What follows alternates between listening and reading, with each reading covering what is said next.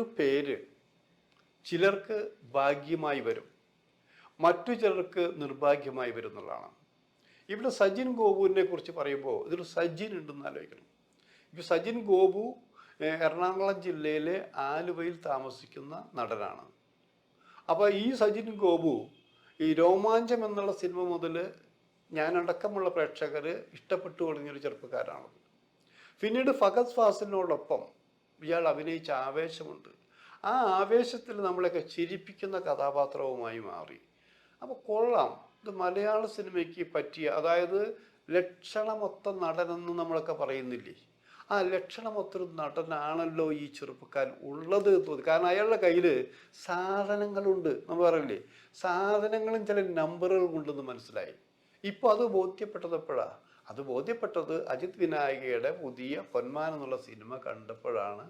ഈ സജിൻ ഗോപുവിൻ്റെ അഭിനയം കണ്ട് ത്രില്ലടിച്ചത്. ആ ത്രില്ലടിച്ചപ്പോഴാണ് ഞാൻ ഈ പഴയ ചില കാര്യം ഓർത്തുപോയത്. കാരണം ഈ സജിൻ എന്നുള്ള പേര് സ്വീകരിച്ച ഒരു മലയാളത്തിലൊരു പ്രമുഖ നടനുണ്ട്. ഇപ്പോൾ അദ്ദേഹം മമ്മൂട്ടി എന്ന പേരിലാണ് അറിയപ്പെടുന്നത്. മലയാളത്തിൻ്റെയും ബഹുഭാഷയിലെ അഭിമാനമായി മാറിയെന്ന് ആലോചിക്കണം.